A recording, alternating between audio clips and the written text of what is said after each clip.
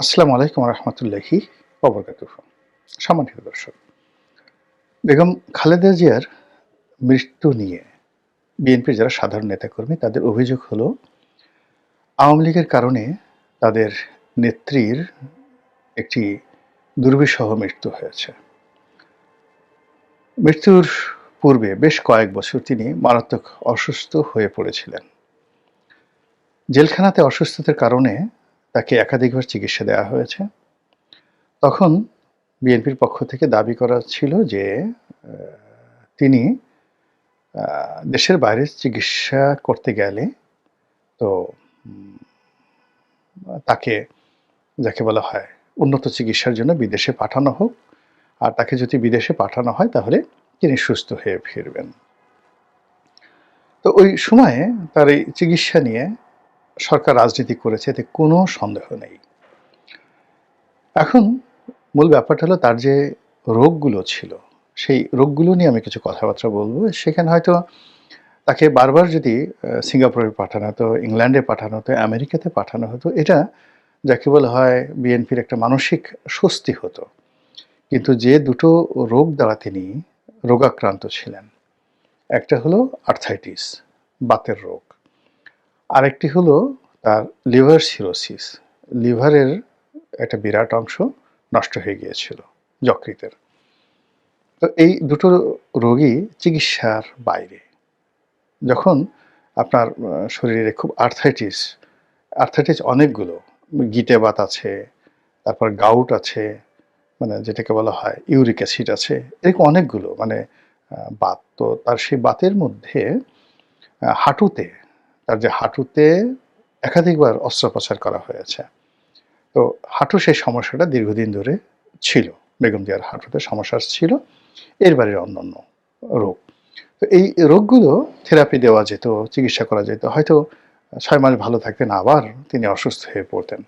আর তিনি যথেষ্ট নিজে ব্যক্তিগত জীবনে স্বাস্থ্য সচেতন ছিলেন, পরিমিত আহার করতেন এবং যাকে বলা হয় নিজেকে ভালো রাখার জন্য যা যা করা দরকার সব ব্যাপারে তিনি সেই নিজে সচেষ্ট ছিলেন। আর যথেষ্ট পরিশ্রমী, সেই অসুস্থ শরীর নিয়েও তিনি সবসময় একেবারে শেষ দিন পর্যন্ত, জেলে যাওয়ার আগ পর্যন্ত তিনি কিন্তু সারা বাংলাদেশ চষে বেরিয়েছেন। সেই আর্থাইটিসের রোগ নিয়ে, হাঁটুতে ব্যথা নিয়ে গাড়িতে করে তিনি সারা বাংলাদেশ চষে বেরিয়েছেন।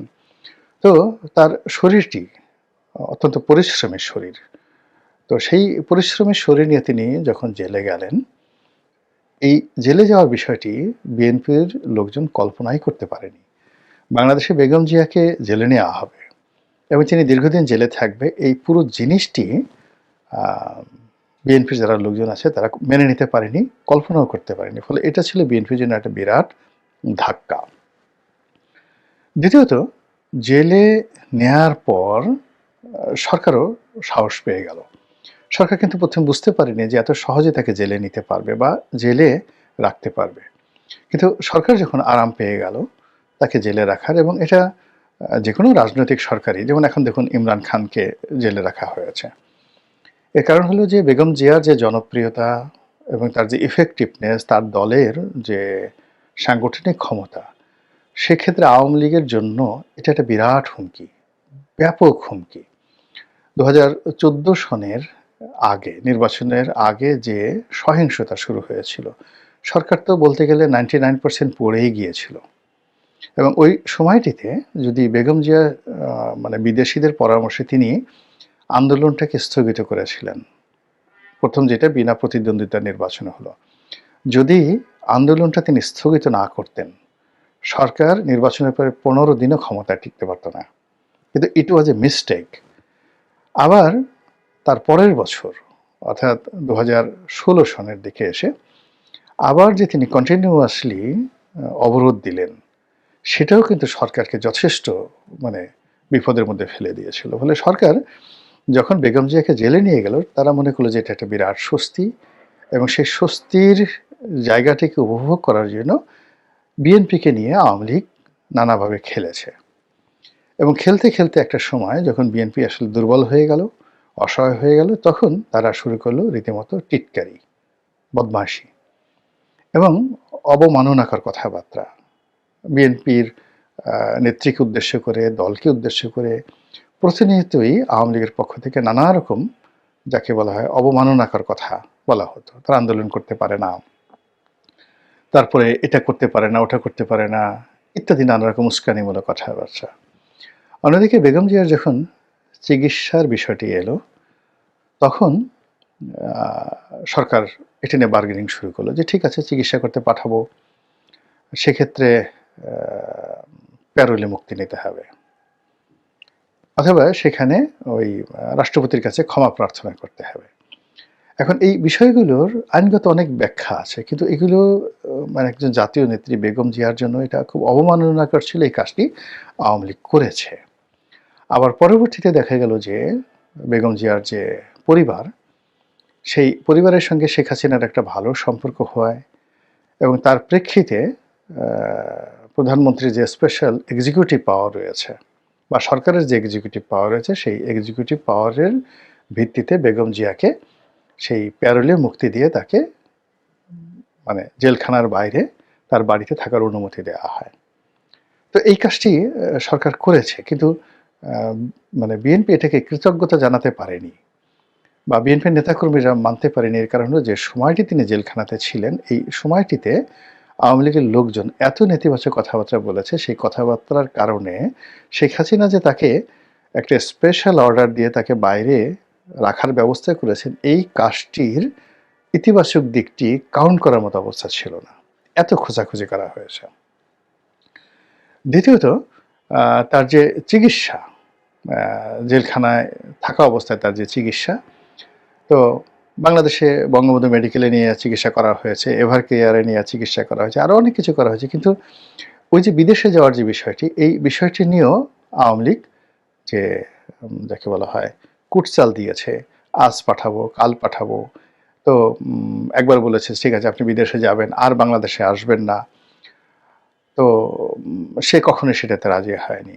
আবার পরবর্তীতে সে বিদেশে না, প্রথমে সে বিদেশে এরকম শর্তযুক্ত বিদেশে যেতে রাজি হয়নি, পরবর্তীতে কি শর্তে যেন রাজি হয়েছে, তখন আবার আওয়ামী লীগ আরও একটা বিরাট শর্ত দিয়ে মানে পুরো বিএনপিকে নিয়ে খেলেছে।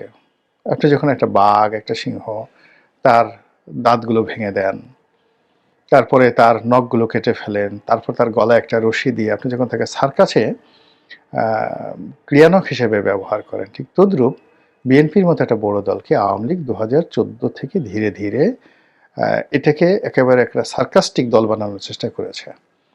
তারপরে 18 সনের নির্বাচনে নিয়ে বিএনপিকে যেভাবে অপদস্থ করা হয়েছে, ফলে 18-র পরে 19 সাল থেকে একেবারে তার আওয়ামী লীগের পতনের পূর্ব সময় পর্যন্ত আওয়ামী লীগ আসলে বিএনপির মতো দলকে জাসদ, ইনু, ওয়ার্কার্স পার্টি মেনন এবং জাতীয় পার্টির এরশাদ সাহেবের জাতীয় পার্টি বা আনোয়ার হোসেন মঞ্জুর জেপি, এর সাথে ঠিক বড় কোনো দল মনে করেনি, 19-20 মনে করেছে। যাই হোক, বিএনপির জায়গায় ফিরে এসেছে, আওয়ামী লীগ তার কর্মফল ভোগ করেছে, কোনো সন্দেহ নেই। যদি তাদের ভালো কোনো কর্ম থাকে ওই সময়টিতে, তারা হয়তো ভবিষ্যতে পাবে, কিন্তু তাদের যে কুকর্মগুলো ছিল সেই কুকর্মের কারণেই আজকের এই পরিণতি এসেছে।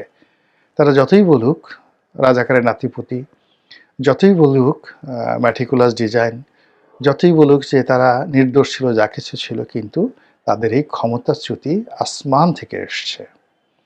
তারা যেভাবে ব্যাংকগুলোকে লুট করেছে তাদের লুটেরারের মাধ্যমে, তারা যেভাবে খুন করেছে, পলিটিক্যাল মার্ডার, তারা যেভাবে গুম করেছে, তাদের যে ক্যাডার বাহিনী যেভাবে মানুষের মানে রাজনৈতিক প্রতিপক্ষের জীবন হারাম করে দিয়েছে। ছোট্ট দুটো উদাহরণ নেই। যেমন ধরুন বিএনপির একজন নেতা, তার নাম হলো অদূত ভূঁইয়া, খাগড়াছড়ির খুব নামকরা নেতা, এবং তাকে বলা হয় টাইগার অব দ্য হিল, পাহাড়ি অঞ্চলের সিংহ। তো এইরকম একজন যাকে পাহাড়ি অঞ্চলের মানে সিংহ এবং বিএনপির নেতাদের মধ্যে খাগড়াছড়ি, বান্দরবন, রাঙামাটি, এই যে পার্বত্য অঞ্চলে আব্দুল ওদুদ ভূঁইয়ার মতো এত প্রভাবশালী নেতা আর নেই, আওয়ামী লীগের মধ্যেও নেই। তো এইরকম একজন নেতাকে গুতিয়ে গুতিয়ে আওয়ামী অত্যাচারে এমন একেবারে বিড়াল বানিয়ে দেওয়া হয়েছে যে একটা টেলিভিশন টক শোতে আওয়ামী লীগের মনিরুজ্জামান নামে এক একেবারে জুনিয়র নেতাও না ঠিক, আওয়ামী লীগের একজন যাকে বলা হয় অ্যাক্টিভিস্ট, আওয়ামী লীগের একজন কর্মী। তো সেই আওয়ামী লীগের একজন কর্মী সে আব্দুল উদ্দুত ভূঁইয়ার সামনে এগিয়ে গেল, তারপরে শেষে তার মানে কি বলবো, মুখে যা আসে সেই ভাষায় তাকে গালাগাল করলো এবং মানে মারতে গেল, এবং তিনি মাথা নিচু করে সেই টেলিভিশনে লাইভ টকশোতে বসে থাকলেন। তো এই যে দেখেন যে বিএনপির মনে যে ভয় সৃষ্টি করা, এই ভয় কেবলই মাত্র যে আব্দুল উদ্দুত ভূঁইয়া নয়, এই ভয় মির্জা আব্বাসের ছিল, এই ভয় রুহুল কবির রিজভী সাহেবের ছিল। প্রত্যেকটা বিএনপির নেতাকে ভিতর সন্ত্রস্ত করে তাদের মেরুদণ্ড ভেঙে দেওয়া হয়েছে। এখন কি হলো যে এই যে পরিবর্তিত পরিস্থিতিতে এই মুহূর্তে আওয়ামী লীগের জন্য সবচেয়ে বড় ভ্যানগার্ড থাকতে পারতো, হতে পারতো বিএনপি, যদি তাদের সেই পলিটিক্যাল ব্যাকবোনটা আওয়ামী লীগ অক্ষত রাখত। আজকে যে দক্ষিণপন্থী গ্রুপগুলোর বাড়াবাড়ি, আজকে আওয়ামী লীগের বিরুদ্ধে যে মব হচ্ছে, যে ধরনের প্রচার এবং প্রোপাগান্ডা হচ্ছে, তার বিরুদ্ধে রুখে দাঁড়ানোর ক্ষমতা বাংলাদেশে কেবল ছিল বিএনপির। কিন্তু ওই যে বিএনপির যে ভয় আতঙ্ক, 15টি বছর ধরে বিএনপিকে যেভাবে নিঃস্ব রিক্ত করে দেওয়া হয়েছে, তাদের আর দেওয়ার মতো কিছু নাই। ফলে এই পরিবর্তিত সময় তারা একবার ডক্টর ইউনূসকে ভয় পাচ্ছেন, একবার তার প্রেস সেক্রেটারিকে ভয় পাচ্ছেন, একবার আলী রিয়াজকে ভয় পাচ্ছেন, এমনকি বদিউল আলম মজুমদারের ভয় তারা থরথর করে কাঁপছেন। বিপুল জনপ্রিয়তা থাকা সত্ত্বেও, সাংগঠনিক ক্ষমতা থাকা সত্ত্বেও তারা এনসিপির তাদের হাঁটুর বয়সী যারা নেতা রয়েছেন তাদেরকে তোয়াজ করছেন, তদবির করছেন। তারপরে প্রশাসনে যে সকল কর্মকর্তা আছেন তাদেরকে তোয়াজ তদবির করছেন। আর তাদের চোখের সামনে যে অরাজনৈতিক কর্মকাণ্ড হচ্ছে, অমানবিক কর্মকাণ্ড হচ্ছে আওয়ামী লীগের বিরুদ্ধে, সেটা তারা প্রতিবাদ করতে পারছে না। কিন্তু একাকী তারা মনে করছেন যে আওয়ামী লীগের উপর যা কিছু হচ্ছে আলটিমেটলি এটা ভবিষ্যতে বিএনপির দিকেও আসবে। কিন্তু ওই যে কাজটি এটা শুরু করেছিল কিন্তু আওয়ামী লীগ। তো যেটা বলছিলাম যে বিএনপির সাধারণ যারা নেতাকর্মী তারা মনে করে যে বেগম খালেদা জিয়ার উপর যে অত্যাচার জুলুম করা হয়েছে সেটা আওয়ামী লীগ করেছে। আওয়ামী লীগ তাকে বিদেশে যেতে দেয়নি, তাকে চিকিৎসা করতে দেয়নি, ইত্যাদি ইত্যাদি নানা কারণে তার এই অকাল মৃত্যু হয়েছে। এবং তিনি দীর্ঘদিন যে রোগাক্রান্ত অবস্থায় তার শরীর বিকৃত হয়ে গেছে, তার হাত মানে দুটো হাত কুঁচকে গিয়েছে, তার পা বাঁকা হয়ে গেছে, তিনি দাঁড়াতে পারতেন না। শেষ সময়টাতে বিএনপির যারা লোকজন মনে করেন যে কারাগারে তার উপর জুলুম করা হয়েছে, কেউ বলেন তাকে বিষ খাওয়ানো হয়েছে। ইনকিলাব পত্রিকায় দেখলাম যে তারা ইন ডিটেইলস মানে একটা রিপোর্ট করেছে যে কারাগারে বেগম জিয়াকে এমন একটা রুমে রাখা হয়েছিল, পুরনো কারাগারে, যেখানে তিনি ছিলেন নিঃসঙ্গ। যেমন বড় কারাগারে রাখা হলে অনেক লোকজন থাকে, কিন্তু একটা কারাগারে দীর্ঘদিন একজন আছেন, তার সঙ্গে কাজের মেয়ে রহিমা আছে, কিন্তু তিনি নিঃসঙ্গ, আশেপাশে কোনো লোক নাই, কিচ্ছু নেই। তো সেক্ষেত্রে মানে একজন সুস্থ মানুষ এরকম একটা পরিবেশে অসুস্থ হয়ে যায়। মানুষ তো মানুষ ছাড়া বাঁচতে পারে না। দ্বিতীয়ত হলো যে ঢাকা কেন্দ্রীয় কারাগার, যেটা পুরনো কারাগার নাজিমুদ্দিন রোডে, যেখান থেকে রাখা হয়েছিল, তো সেই জায়গাতে যখন লোক থাকে না, জন থাকে না, তখন সেখানে কি আছে, সাপ আছে, তারপরে টিকটিকি আসে, ইঁদুর আসে, চামচিকে আসে, এবং ওটাকে একটা পোড়ো বাড়ি হিসেবে বা পরিত্যক্ত বাড়ি হিসেবে ওভাবেই প্রকৃতির যে সকল কীটপতঙ্গ সেখানে আসবে, এটি স্বাভাবিক। তো ওটা নিয়ে ইনকিলাব একটা রিপোর্ট করেছে যে তিনি যে রুমে থাকতেন সেই রুমে মানে ইঁদুরের যন্ত্রণায় তিনি ঘুমাতে পারতেন না। সত্য মিথ্যা ইনকিলাব ভালো জানেন, কিন্তু এই যে একটা সেন্টিমেন্ট, সেই সেন্টিমেন্টটা কিন্তু এই সময়টাতে তার মৃত্যুর পরে পত্রপত্রিকাগুলো আওয়ামী লীগের বিরুদ্ধে খেপিয়ে তুলছে। দ্বিতীয় হলো যে স্বয়ং আইন উপদেষ্টা ডক্টর আসিফ নজরুল তিনি প্রেসের সামনে এসে খালেদা জিয়ার মৃত্যু নিয়ে যে বিবৃতি দিয়েছেন, তিনি এই মৃত্যুটিকে মর্মান্তিক বলেছেন, এবং তিনি স্পষ্ট করে বলেছেন যে এই মৃত্যুর জন্য আওয়ামী লীগ মানে সাবেক ফ্যাসিবাদী সরকার তারা দায়ী এবং তারা বেগম জিয়াকে বন্দী করে তার সঙ্গে যে অমানবিক আচরণ করেছে, কুচিকিৎসা দিয়েছে, পর্যাপ্ত চিকিৎসা দেয়নি, এমনকি উল্টো চিকিৎসা মানে কুচিকিৎসা দিয়েছে, ফলে তার এই অবস্থা, দুরবস্থা তৈরি হয়েছে। তো এই যে একটা ন্যারেটিভ তৈরি করার চেষ্টা করছে, এটার মূল কারণটা হলো আওয়ামী লীগ এবং বিএনপি যে বৃহৎ দুটি রাজনৈতিক দল, এর মধ্যে যত সংঘাত হবে, সংঘর্ষ হবে, ততই তৃতীয় পক্ষ, চতুর্থ পক্ষ, পঞ্চম পক্ষের সুবিধা হবে। যেভাবে শেখ হাসিনার যখন সুসময় ছিল, আওয়ামী লীগের সুসময় ছিল, তাকেও কিন্তু বেগম জিয়া সম্পর্কে, তারেক রহমান সম্পর্কে নানা রকম কথা বলে যে এই ২১ আগস্টের গ্রেনেড হামলা তো বিএনপি করেছে, তারপরে শেষে এই করেছে, এই করেছে, নানা রকম মানে কথাবার্তা বলে শেখ হাসিনার মনে যারা বিষ তৈরি করেছে আওয়ামী লীগের আশেপাশের লোক, সেটি শেখ হাসিনাকে কতটা বিপদগ্রস্ত করেছে সেটা এখন শেখ হাসিনা বুঝতে পারেন কিনা বা তার আশেপাশের লোক বুঝতে পারেন কিনা আমি জানি না।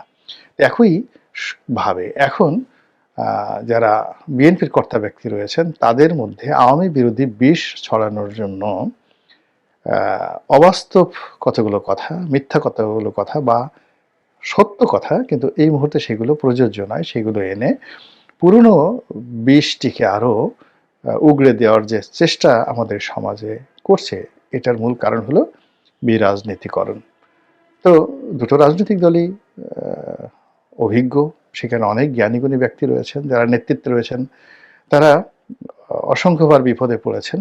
কাজে এই ধরনের পরিস্থিতিতে তাদের কি করা উচিত সেটা তারা ভালো বোঝেন, জানেন, এটি আমি বিশ্বাস করি এবং তারা এই ধরনের পরিবেশ পরিস্থিতি আরও সুন্দরভাবে মোকাবেলা করবেন যেন অতীতে যা কিছু হয়েছে সেটি যেন, মন্দ যে কাজগুলো অতীতে হয়েছে সেটির একটিও যেন ভবিষ্যতে না হয়।